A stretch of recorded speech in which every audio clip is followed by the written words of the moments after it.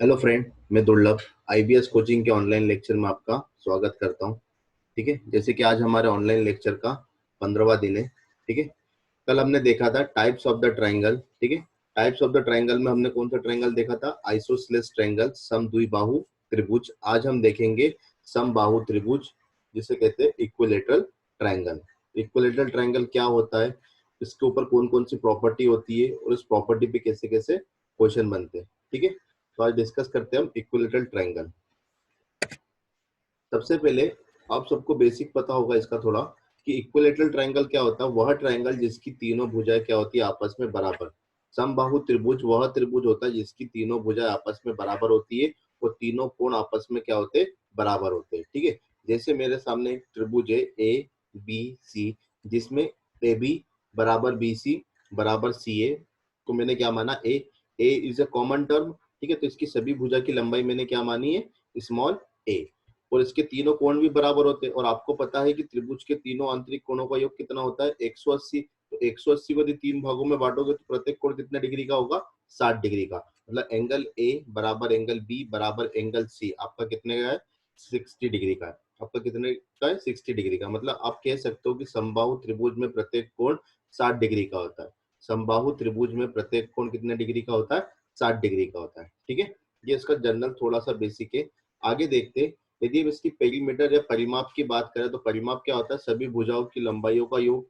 सभी भुजाओं की लंबाइयों का योग। तो इसकी प्रत्येक भुजा क्या होती है, बराबर होती है। तो इसका पेरीमीटर कितना आएगा, 3 ए प्लस ए प्लस ए बराबर कितना आ जाएगा, 3 है। ठीक है, यदि मैं सेमी पेरीमीटर की बात करूं, अर्ध परिमाप की बात करूं, तो अर्ध परिमाप कितना आता है इसका, अर्ध परिमाप मतलब पेरीमीटर का आधा। तो आपका पेरीमीटर कितना आया था, 3 ए। तो अर्ध परिमाप कितना आएगा, 3a/2। अर्ध परिमाप कितना आएगा, 3a/2। क्लियर है। एरिया की बात करो तो ट्रायंगल का एरिया कितना होता है, हाफ आधार इंटू ऊंचाई। हाफ आधार इंटू ऊंचाई मतलब बेस इंटू हाइट। तो आप देख सकते हो कि इस ट्रायंगल का बेस कितना है, ए। किसी भी साइड को यदि बेस मानो तो उसका बेस कितना आएगा, ए ही आएगा। तो ये ए आ गया। ठीक है, बेस इंटू हाइट। अब हाइट निकालते हैं। हाइट कैसे निकालेंगे, तो मैंने कहा था किसी भी ट्रायंगल का यदि हाइट निकालना है तो त्रिभुज के शीर्ष से सामने वाली भुजा पे क्या डाल दो, लंब डाल दो। त्रिभुज के शीर्ष से सामने वाली भुजा पे लंब डाल दो या परपेंडिकुलर डाल दो, तो वही क्या होगा, इसकी हाइट होगी। वही क्या उसकी होगी, एल्टीट्यूड होगा। ठीक है, तो ये मैंने एक परपेंडिकुलर खींच दिया, मतलब परपेंडिकुलर मतलब 90 डिग्री पे एक लाइन खींच दिया। ठीक है, 90 डिग्री पे लाइन खींच दिया तो यही क्या होगी, त्रिभुज की हाइट होगी।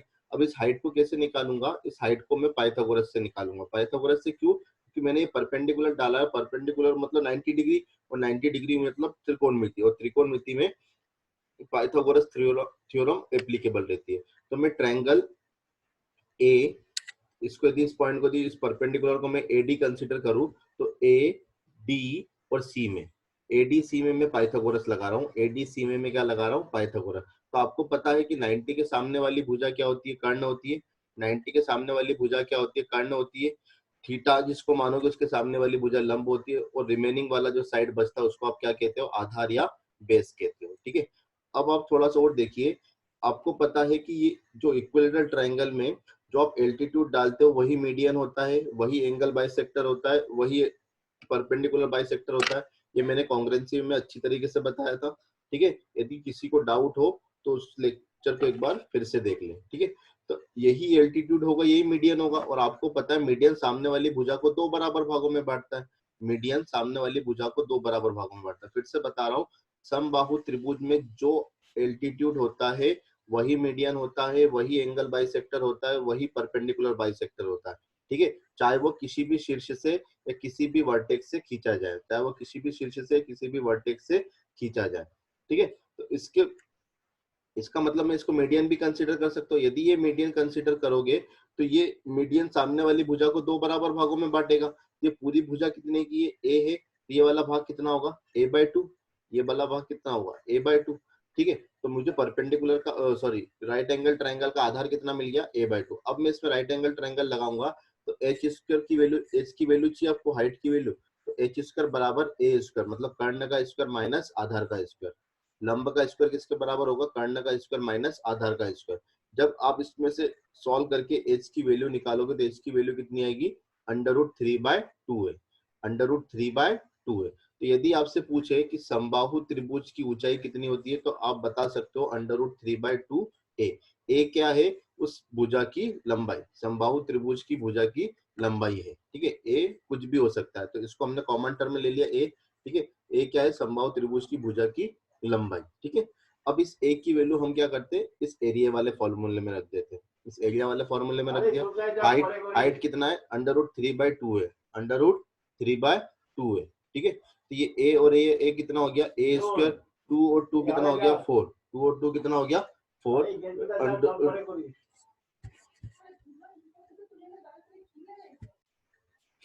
देखिए इस ट्रायंगल में हाइट की जगह मैंने कितना रखा? √3/2 है, √3/2 है, तो ये हो गया ए स्क्वायर और ये 2 2 जा 4। तो आप एरिया का फॉर्मूला क्या बोल सकते हो? √3/4 ए स्क्वायर, √3/4 ए स्क्वायर, ठीक है। तो आपको पता चल गया कि इक्विलेटरल ट्रायंगल की हाइट कितनी होती है। इक्विलेटरल ट्रायंगल की हाइट होती है √3/2 है, और इक्विलेटरल ट्रायंगल का एरिया कितना होता है? √3/4 ए स्क्वायर, √3/4 ए स्क्वायर, ठीक है। आगे देखते, जैसे मैंने कांग्रेंसी वाले लेक्चर में प्रूफ किया था कि जो इक्विलेटरल ट्रायंगल का जो ऑल एंगल बाइसेक्टर मतलब इस भुजा से खींचा गया एंगल बाइसेक्टर, इस शीर्ष से खींचा गया एंगल बाइसेक्टर और इस शीर्ष से खींचा गया एंगल बाइसेक्टर क्या होता है? बराबर होता है, ठीक है। तो आपको पता है कि सभी एंगल बाइसेक्टर, सभी मीडियन, सभी परपेंडिकुलर बाइसेक्टर और सभी एल्टीट्यूड ये क्या होते हैं? बराबर होते हैं। किसमें होते हैं? इक्विलेटरल ट्रायंगल या समबाहु त्रिभुज में, ठीक है। ये मैंने कांग्रेंसी वाले लेक्चर में प्रूव करके बताया था कि समबाहु त्रिभुज में angle bisector, all median, all perpendicular bisector और ऑल एल्टीट्यूड सब एक ही चीज होती है और सब एक ही होती है, ठीक है। मतलब यही वाली लाइन क्या होगी? यही वाली लाइन आपकी एंगल बाइसेक्टर होगा, यही वाली लाइन आपका एल्टीट्यूड होगा, यही वाली लाइन आपका मीडियन होगा, यही वाली लाइन आपका परपेंडिकुलर बाइसेक्टर होगा। यहाँ तक क्लियर था, ठीक है। अब इस चीज का यूज हम कैसे करेंगे समझो।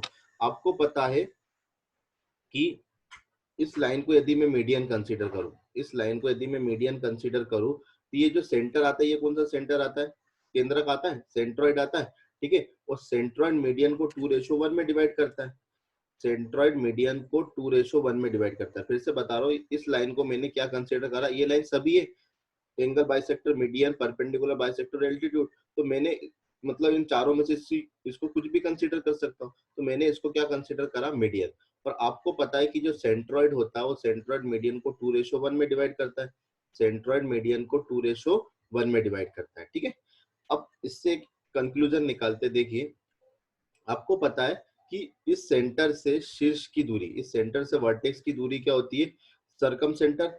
इस सेंटर से शीर्ष की दूरी क्या होती है? सरकम सेंटर। और इस सेंटर से परपेंडिकुलर डिस्टेंस, इस सेंटर से परपेंडिकुलर, जैसे इसको यदि सरकम सेंटर कंसिडर करो, पहले आपने क्या कंसिडर करा था? सेंट्रॉइड, ठीक है। सेंट्रॉइड कंसिडर करा था तो ये मीडियन बन गया, और मीडियन बन गया तो मतलब ये मीडियन इस ये सेंट्रॉइड इस मीडियन को 2:1 में डिवाइड करेगा, ठीक है। इसके बाद आपने क्या कंसीडर करा? इस पॉइंट को सरकम सेंटर। इस पॉइंट को सरकम सेंटर कंसीडर करोगे तो सरकम सेंटर से शीर्ष की दूरी, वर्टेक्स की दूरी क्या होती है? सरकम रेडियस। सरकम सेंटर से शीर्ष या वर्टेक्स की दूरी क्या होती है? सरकम रेडियस। ये क्या हो जाएगा आपका? सरकम रेडियस। यदि इस पॉइंट को आप इन सेंटर कंसीडर करोगे, क्योंकि इस पॉइंट को यदि इन सेंटर कंसीडर करोगे तो इन सेंटर से परपेंडिकुलर डिस्टेंस, किसी भी साइड से खींचा गया परपेंडिकुलर डिस्टेंस क्या होता है? Inner radius. इन सेंटर से किसी भी साइड पर खींचा गया परपेंडिकुलर डिस्टेंस क्या होता है? इन रेडियस। ये आपको मैं अच्छे से बता चुका हूँ। और आपको ये भी पता है कि कांग्रेंसी वाले लेक्चर में हमने ये भी प्रूव करा था कि इक्विलेटरल ट्रायंगल में जो सेंट्रॉइड, सरकम सेंटर, इन सेंटर और ऑर्थो सेंटर सभी एक ही पॉइंट पर होते, सभी एक ही बिंदु पर होते। जैसे आइसोसेलेस ट्रायंगल में सभी एक ही लाइन में होते, और इस इक्विलेटरल ट्रायंगल में सभी एक ही पॉइंट पर होते। तो ये पूरा सारा पॉइंट एक ही हो जाएगा, मतलब यही मेरा सेंट्रॉइड है, यही मेरा सरकम सेंटर, यही मेरा इनर सेंटर, यही मेरा क्या होगा?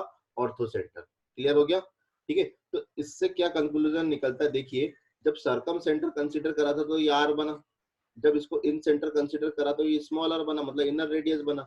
जब इसको मीडियन कंसीडर करा था तो यहाँ पर 2:1 बना है। तो आप देख सकते हो कि आपसे यदि कभी पूछे कि इक्विलेटरल ट्रायंगल में आर मतलब सरकम रेडियस और इन रेडियस का रेशो क्या होगा, तो आप अच्छे से देख सकते हो इसका रेशो होगा 2:1। इसका रेशो कितना होगा? 2:1। प्रूफ हो गया। कि इक्विलेटरल ट्रायंगल में सर्कम रेडियस और इनर रेडियस का रेशियो कितना होता है 2:1, क्योंकि सेंट्रोइड मीडियन को 2:1 में डिवाइड करता है और इक्विलेटरल ट्रायंगल में चारों सेंटर एक ही पॉइंट पर होते हैं। ठीक है, तो उस बेसिस पर मैंने ये प्रूफ करके बताया कि सर्कम रेडियस और इनर रेडियस का रेशियो कितना होता है 2:1। कौन से ट्रायंगल में? इक्विलेटरल ट्रायंगल में। ठीक है, अब और एक एनालिसिस करते और एक कंक्लूजन निकालते। आपको पता है कि इस शीर्ष से सामने वाली भुजा को मिलाने वाली रेखा क्या होती है? एल्टीट्यूड होता है, एंगल बाइसेक्टर होता है, मीडियन होता है और परपेंडिकुलर बाइसेक्टर होता है। तो यही इस ट्रायंगल की क्या होती है? यही वाली लाइन क्या होगी? इसकी हाइट होगी।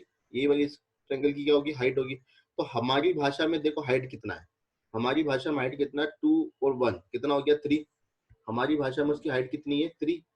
ये पूरी हाइट है ना, तो ये हाइट को यदि जोड़ो तो ये 2 + 1 कितना हो गया? 3। लेकिन अभी आपने फॉर्मूले में कितना निकाला? √3/2 ए, √3/2 है।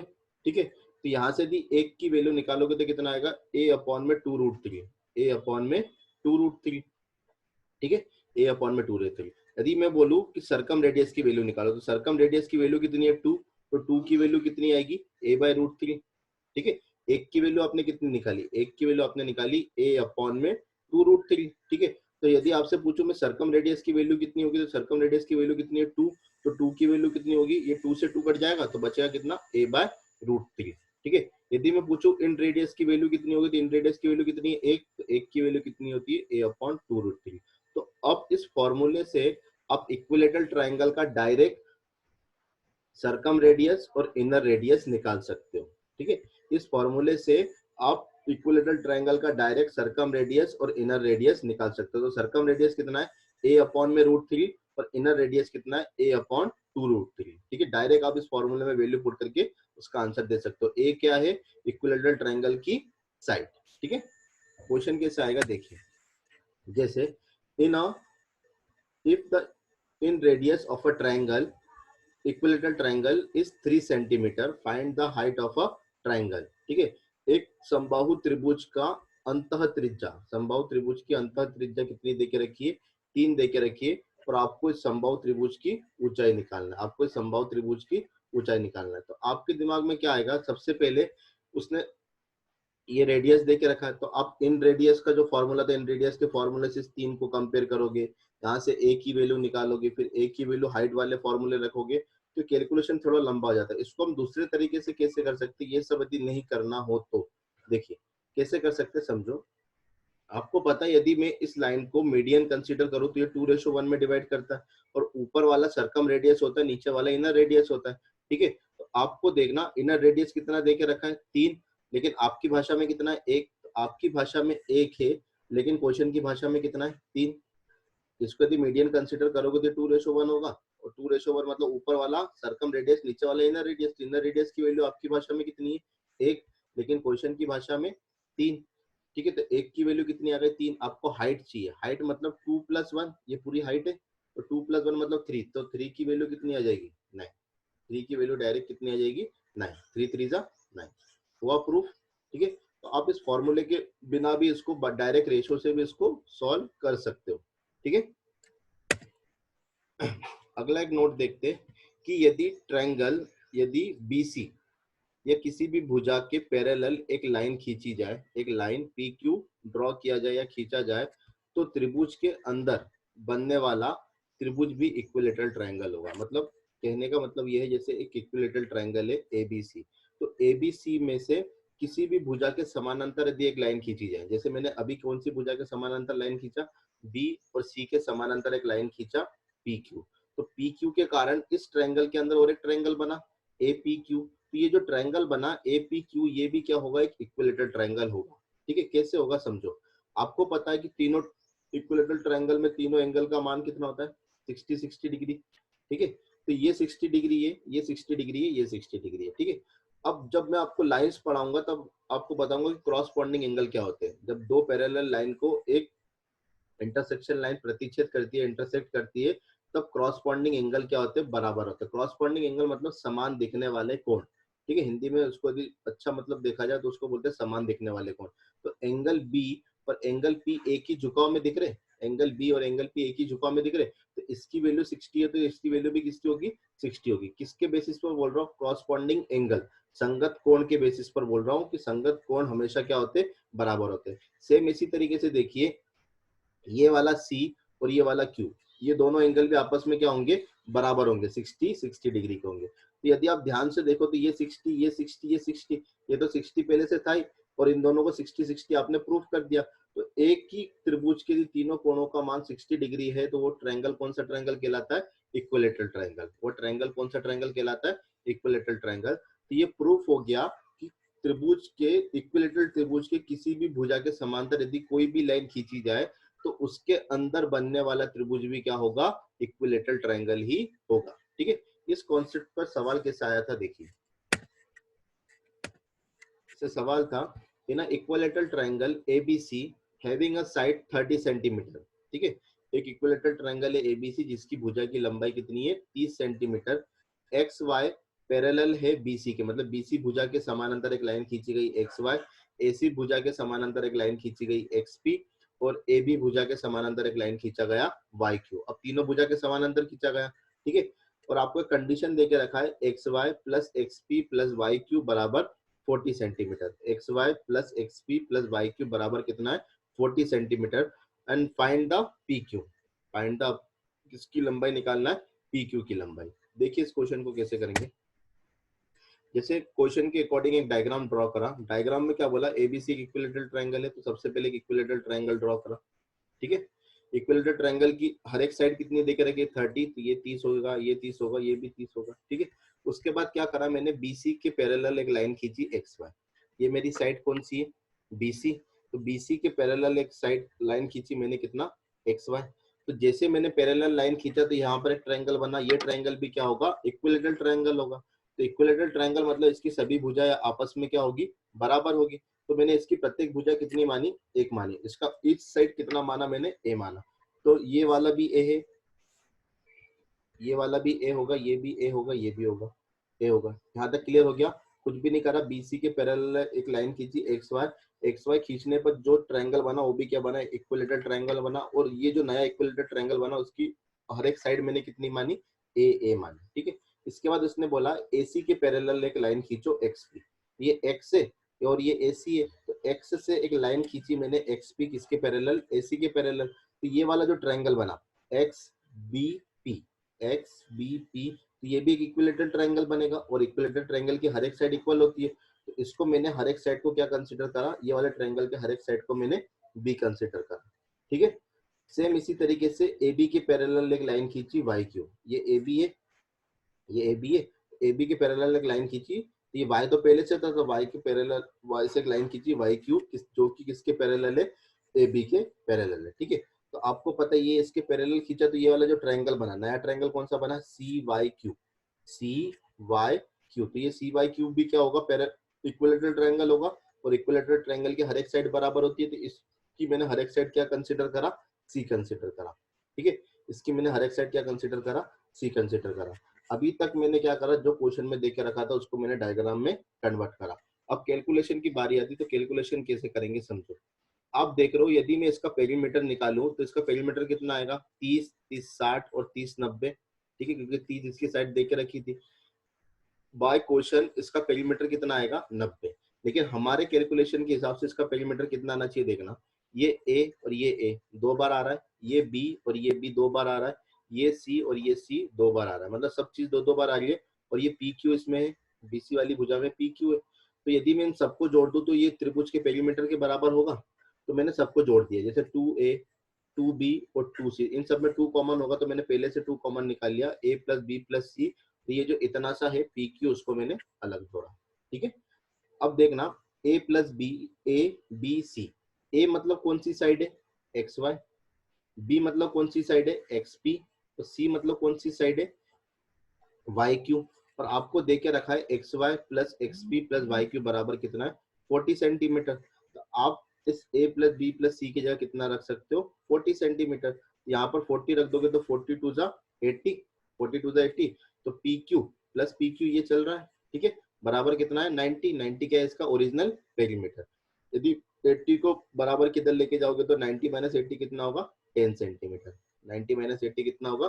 10 सेंटीमीटर। समझ में आया? अगली एक प्रॉपर्टी है, नोट डाल के लिखो। If a length of a perpendicular of a side from any point D inside the equilateral triangle are P1, P2, P3 and find the side। ठीक है, क्या बोलना चाह रहा है समझो। त्रिभुज के अंदर, इक्विलेटर त्रिभुज के अंदर कोई भी पॉइंट डी है। इक्विलेटर एक त्रिभुज लिया आपने, समबाहु त्रिभुज लिया, उसके अंदर कोई सा भी एक पॉइंट है। इस पॉइंट से आपने त्रिभुज के प्रत्येक भुजा पर एक परपेंडिकुलर खींचा। त्रिभुज की प्रत्येक भुजा पर एक परपेंडिकुलर खींचा जिसकी लंबाई कितनी है? P1, P2 और P3। तो आपसे पूछा है कि इस त्रिभुज, इस समबाहु त्रिभुज इक्विलेटर ट्रायंगल की साइड क्या होगी। ठीक है, इस समबाहु त्रिभुज की इक्विलेटर ट्रायंगल की साइड क्या होगी। ठीक है, तो ये देखिए एक पॉइंट उसने डी कंसीडर करने वाला था त्रिभुज के अंदर, तो ये मैंने पॉइंट डी कंसीडर करा। ठीक है, इस पॉइंट से हर एक साइड पर, जैसे ए बी पर एक परपेंडिकुलर खींचा P1, बी सी पर एक परपेंडिकुलर खींचा P2 और ए सी पर एक परपेंडिकुलर खींचा P3। ठीक है, फिर मैंने एक इमेजिनरी ट्रायंगल ड्रॉ करा, जैसे इस डी को ए से मिलाया, इस डी को बी से मिलाया, इस डी को सी से मिलाया। ऐसा करने से क्या हुआ, मेरे पास इस ट्रायंगल के अंदर तीन ट्रायंगल बन गए। एक बन गया ए डी बी, एक बन गया बी डी सी और एक बन गया सी डी ए। ठीक है, ये मैं प्रूफ करने के लिए बना रहा हूँ। प्रूफ करने के लिए मैंने अलग से कंस्ट्रक्शन किया है। ठीक है, मैंने क्या किया, इस डी को हर एक वर्टेक्स से मिला दिया। ऐसा क्यों करा समझो। यदि मैं ये वाले ट्रायंगल ए डी बी, ये वाला ट्रायंगल बी डी सी और ये वाला ट्रायंगल सी डी ए, इन तीनों के एरिया निकाल के जोड़ दूं तो ये कंप्लीट ट्रायंगल का एरिया आ जाएगा। फिर से बोल रहा हूँ, यदि triangle A D B plus triangle B D C और ट्रायंगल ए डी सी का एरिया निकालकर यदि जोड़ दूं तो ये पूरे ट्रायंगल का एरिया आ जाएगा, ट्रायंगल ए बी सी का एरिया आ जाएगा। तो ठीक वही करा। आपको पता है कि ट्रायंगल का एरिया कितना होता है? Half base into height, half base into height. तो इस ट्रायंगल में देखो ए डी बी में बेस कितना है? ए है, क्योंकि त्रिभुज की सभी भुजा बराबर होती है इक्विलेटरल ट्रायंगल में। तो ये भी ए है और इसकी हाइट कितनी है? P1, तो ए इंटू P2। सिमिलरली ये वाला त्रिभुज देखोगे तो इसकी बेस कितना है? ए और इसकी हाइट कितना है? P2, तो हाफ ए इंटू P2, इसका हाफ ए इंटू P3, हाफ ए इंटू P3 बराबर पूरा सर्कल का, पूरा ट्रायंगल का एरिया। तो पूरा ट्रायंगल कौन सा ही है? इक्विलेटरल ट्रायंगल, और इक्विलेटरल ट्रायंगल का एरिया क्या होता है? √3/4 ए स्क्वायर, √3/4 ए स्क्वायर होता है। ये मैंने शुरू वाली स्लाइड में प्रूव करा था, √3/4 ए स्क्वायर। तो आप देखोगे इस पूरे तीनों में से 1/2 और a कॉमन है, तो मैंने पूरे में से 1/2 और a कॉमन निकाल लिया। तो बचेगा क्या? P1 plus P2 plus P3 बराबर √3/4 ए स्क्वायर। ए से ए कैंसिल आउट हो जाएगा, 2 से 4 दो बार कैंसिल आउट हो जाएगा। यहाँ से यदि ए की वैल्यू निकालोगे तो कितना आएगा? 2/√3 P1 plus P2 plus P3। P1 P2 P3 क्या है? Perpendicular distance of a side from any point inside the triangle. ठीक है, और ए क्या है? Side of a equilateral triangle. तो आपको साइड ही निकालने बोला था। तो ये जो इक्वेशन है, इस इक्वेशन को याद रखना। इस इक्वेशन पे डायरेक्ट क्वेश्चन बनता है। ठीक है, तो ट्राइंगल की साइड, इक्विलेटरल ट्राइंगल की साइड क्या होती है? 2/√3 P1 plus P2 plus P3। ठीक है, ये फॉर्मूला याद रहेगा। ठीक, इस पे क्वेश्चन कैसे बनता है ये देखो। जैसे find the area of an equilateral triangle, किसी समबाहु त्रिभुज का क्षेत्रफल बताइए जिसमें in which the length of a perpendicular of a side, length of perpendicular of a side from a point D inside the triangle are 2√3, 3√3 और 5√3। ठीक है, आपको एक समबाहु त्रिभुज का क्षेत्रफल बताना है जिसके अंदर एक बिंदु D है, जिससे हर एक भुजा की परपेंडिकुलर लंबवत दूरी कितनी है? 2√3, 3√3 और 5√3। तो हमको डायरेक्ट फॉर्मूला पता है कि a बराबर कितना होता है? 2/√3 P1 plus P2 plus P3। तो P1 की वैल्यू, P2 की वैल्यू और P3 की वैल्यू रख दिया आपने। इन सबको जोड़ोगे तो कितना आएगा देखना। ये √3 सब में कॉमन, √3 से √3 कैंसिल आउट हो जाएगा। 2 और 3 5, 5 और 3 2 और 3 5, 5 और 3 कुछ गलती हो गई कैलकुलेशन की। 2 प्लस 3 5, 5 और 5 10, 10 टू जा 20। तो ए साइड ए कितना आ गया? उसकी साइड कितनी आ गई? 20। आपको एरिया निकालने बोला। एरिया बराबर क्या होता है? √3/4 ए स्क्वायर। √3/4 ए स्क्वायर। तो √3/4 ऐसा का ऐसा, ए स्क्वायर मतलब 20 का स्क्वायर 400, ये हो गया 400। 4 से इसको कैंसिल आउट करोगे तो कितना आएगा 100√3, 100√3, 100√3। ठीक है, एक कॉन्सेप्ट और देखो, जैसे आपके सामने एक इक्विलैटरल ट्रायंगल है एबीसी। ठीक है, ये क्वेश्चन एज इट इज ही आता है। इक्विलैटरल ट्रायंगल है एबीसी, इक्विलैटरल ट्रायंगल के अंदर आपने दो, इक्विलैटरल ट्रायंगल के अंदर आपने दो सर्कल बनाए, एक ये वाला सर्कल जिसकी रेडियस आपने R2 मानी, तो एक ये वाला सर्कल जिसकी रेडियस आपने R1 माना। आपसे क्वेश्चन डायरेक्ट पूछता है कि ये R1 और R2 का रेशो बताओ, R1 और R2 का रेशो बताओ। तो ये R1 और R2 का रेशो होता है 1:3। ये आप डायरेक्ट भी याद कर सकते हो और मैं प्रूफ करके बता रहा हूँ ये रेशो किससे आया। ठीक है, तो सबसे पहले आपने एक इक्विलैटरल ट्रायंगल लिया ABC, उसके अंदर दो सर्कल ड्रॉ करें। ठीक है, एक सर्कल का रेडियस R1 है, दूसरे सर्कल का रेडियस R3 है।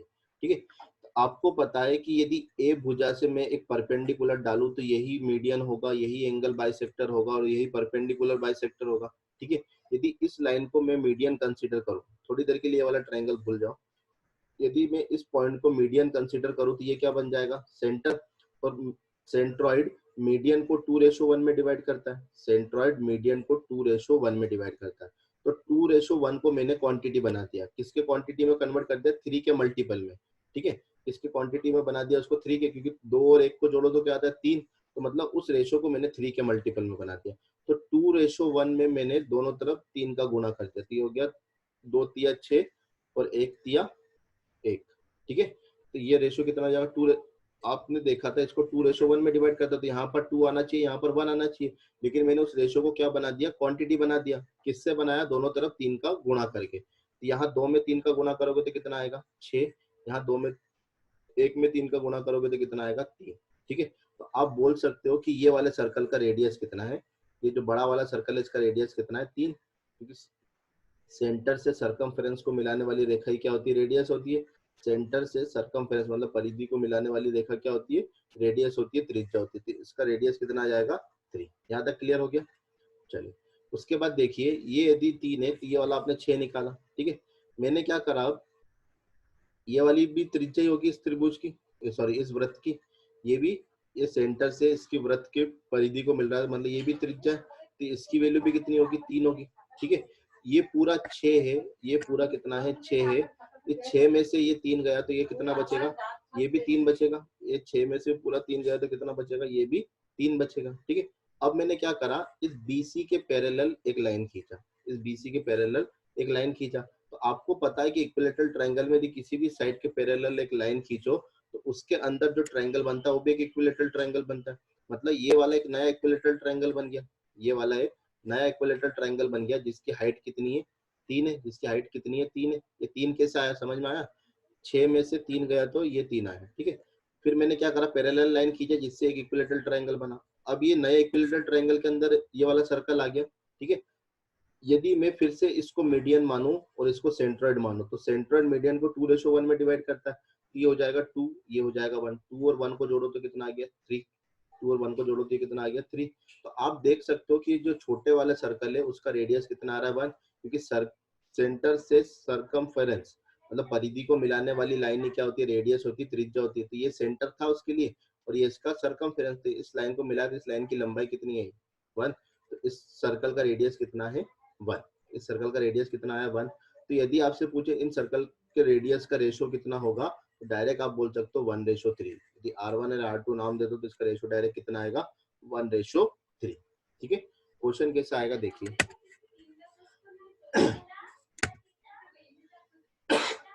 जैसे इन ABC एक इक्विलैटरल ट्रायंगल है, ये डायग्राम आपको गिवन है, ये डायग्राम आपको गिवन है। ये जो बड़ा वाला सर्कल है ये बड़े वाले सर्कल का एरिया आपको देके रखा है 18 सेंटीमीटर स्क्वायर। आपसे छोटे वाले सर्कल का एरिया पूछा, आपसे छोटे वाले सर्कल का एरिया पूछा। ठीक है, ये जो ब्लैक कलर का बना वो आपको गिवन है और जो ब्लू कलर में आपको दिख रहा है वो सॉल्यूशन है। ठीक है, तो आप देखिए ABC इक्विलैटरल ट्रायंगल है, इसमें एक बड़ा सर्कल है जिसका एरिया कितना है 18 सेंटीमीटर स्क्वायर, एक छोटा सर्कल है जिसका एरिया आपको पूछा। तो आपको पता है कि इस सर्कल का रेडियस का रेशो कितना होता है 1:3। इस सर्कल के रेडियस का रेशो कितना होता है 1:3। यदि मैं एरिया का रेशो पूछूं तो एरिया का रेशो कितना होगा, 1 का स्क्वायर 1 और 3 का स्क्वायर 9। एरिया कितना होता है, पाई आर स्क्वायर होता है। तो पाई से पाई कट जाएगा, क्यों कट जाएगा, क्योंकि मैं रेशो की बात कर रहा हूँ, रेशो की बात कर रहा हूँ, पाई से पाई कट जाएगा। तो ये इसका, तो इसका कितना आएगा आर स्क्वायर, इसका भी आर स्क्वायर, तो इसका आर कितना है 1, तो 1 का स्क्वायर 1 और 3 का स्क्वायर 9।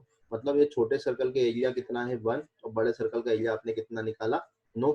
ठीक है, तो बड़े सर्कल का एरिया आपकी भाषा में 9 है, बड़े सर्कल का एरिया आपके भाषा में 9 है, लेकिन क्वेश्चन में कितना देके रखा है 18।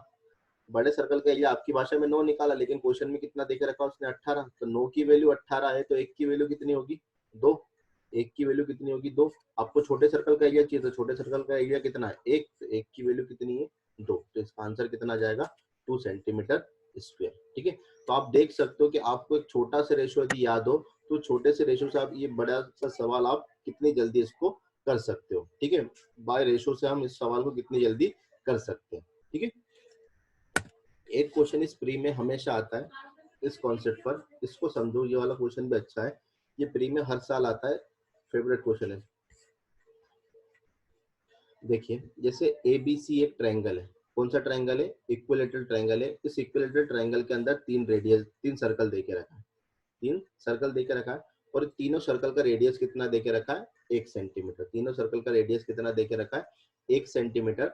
आपसे पूछा है इस त्रिभुज का एरिया क्या होगा, ये जो इक्विलेटरल ट्रायंगल है इसका एरिया क्या होगा। ठीक है, फिर से बोल रहा हूँ, आपको एक ट्रायंगल देके रखा है, ट्रायंगल के अंदर तीन सर्कल देके रखा है, और प्रत्येक सर्कल मतलब इस सर्कल का रेडियस आपको देके रखा है 1 सेंटीमीटर, और आपसे पूछा है कि इस ट्रायंगल का एरिया क्या होगा। ठीक है, तो इस क्वेश्चन को मैं देखना किस कॉन्सेप्ट से करवा रहा हूँ। ये मैं जब सर्कल पढ़ाऊंगा तो आपको बताऊंगा कि यदि किसी पॉइंट से, यदि किसी पॉइंट से सर्कल पर एक टेंजेंट खींचा जाए, स्पर्श रेखा खींची जाए, दो स्पर्श रेखा खींची जाए, तो स्पर्श रेखा इस बिंदु से, ये जिस बिंदु से आपने ट्रायंगल, जिस बिंदु से आपने स्पर्श रेखा खींची उसको यदि सेंटर से मिलाया जाए, उसको यदि सर्कल के सेंटर से मिलाया जाए, तो ये एंगल बाइसेक्टर का काम करती है। एंगल बाइसेक्टर का मतलब इसको बराबर एंगल में बांटती है, तो ऊपर वाला एंगल और नीचे वाला एंगल हमेशा क्या होगा बराबर होगा। अभी इतनी सी बात को याद रखना, जब मैं सर्कल पढ़ाऊंगा तो इसको पूरा क्लियर कर दूंगा। फिर से बोल रहा हूँ, सर्कल के बाहर किसी बिंदु से यदि सर्कल पर दो स्पर्श रेखा खींची जाए और इस बिंदु को यदि सर्कल के सेंटर से मिला दिया जाए, तो ये एंगल बाइसेक्टर का काम करती है। ये जो रेखा आपने खींची है क्या किसका काम करती है, एंगल बाइसेक्टर का। ये ऊपर वाला एंगल भी वही होगा जो नीचे वाला एंगल होगा, तो दोनों के एंगल की वैल्यू क्या होगी बराबर। ये पहला कॉन्सेप्ट होगा। ठीक है, दूसरा कॉन्सेप्ट क्या लगाऊंगा समझना, जैसे मैंने हाइट एंड डिस्टेंस में आपको पढ़ाया था कि यदि ये एक राइट एंगल ट्रायंगल है, इस राइट एंगल ट्रायंगल में यदि ये 30 डिग्री है, ये वाली भुजा कितनी होती है √3, ये वाली भुजा 1 होती है, और ये इसका हाइपोटेनस कितना होता है 2। ठीक है, फिर से बता रहा हूँ, ये राइट एंगल ट्रायंगल में एक कोण यदि 30 डिग्री का होता है, 30 डिग्री के सामने वाला यदि 1 है, तो इसका आधार कितना होगा √3, इसका आधार कितना होगा √3, और इसका हाइपोटेनस कितना होगा 2।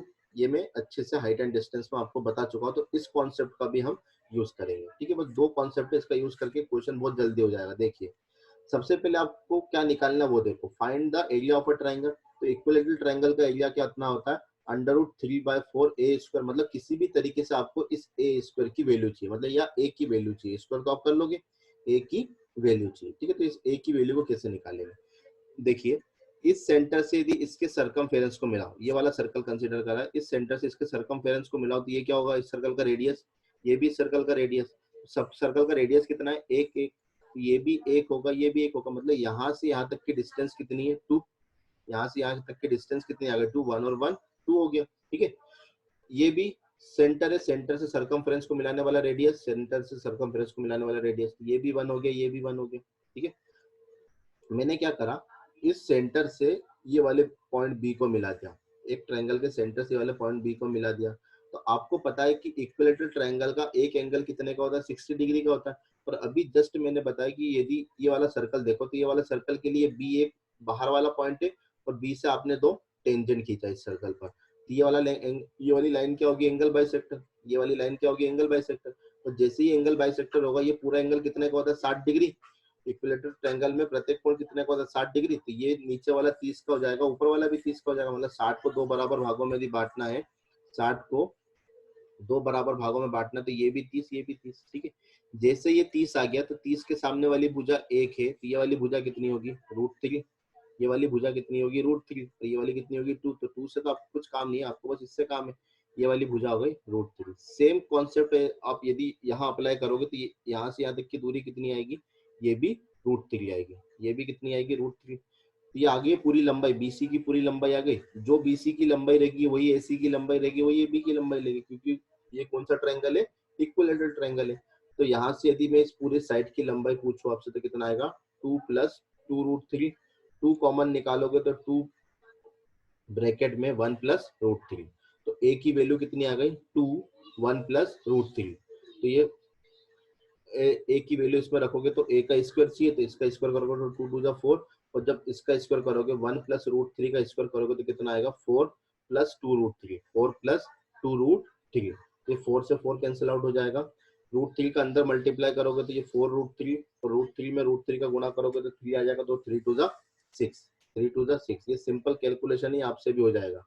ठीक है, मेरे को बस इतना बताना था कि ए की वैल्यू आप कैसे निकालोगे। तो इसमें हमने दो कॉन्सेप्ट का यूज करा, एक टेंजेंट वाले कॉन्सेप्ट का यूज करा, और एक हाइट एंड डिस्टेंस में जो 30 डिग्री वाला कॉन्सेप्ट होता है उसका यूज करा। ठीक है, तो आई होप आप इस लेक्चर को समझ पाए होंगे। ठीक है, एक क्वेश्चन आपके होमवर्क के लिए। ठीक है, क्या बोल रहा है, find the area of a equilateral triangle in which D is a point inside which is the situated from the all three vertices at the distance of 3 4 5। मतलब त्रिभुज के अंदर एक पॉइंट D है, इस पॉइंट D को इनसे तीनों शीर्षों से मिलाएगा। वर्टाइसेस मतलब होता है शीर्षों से मिलाया गया, और जिसकी दूरी कितनी देकर रखी है आपको 3 4 5, और आपको इस ट्रायंगल का एरिया बताना है। ठीक है, ये जो इक्विलेटरल ट्रायंगल है इसका एरिया आपको बताना है। आपको देके क्या रखा, ये वाली डिस्टेंस देके रखी है, तीनों डिस्टेंस देके रखी है, तो आपको इसका एरिया बताना है। तो इसका सॉल्यूशन करके मुझे व्हाट्सअप करिए या फिर कमेंट में इसका आंसर दीजिए। ठीक है, ओके, थैंक यू, आज के लिए इतना ही। घर पे रहिए, सुरक्षित रहिए, हैप्पी रहिए।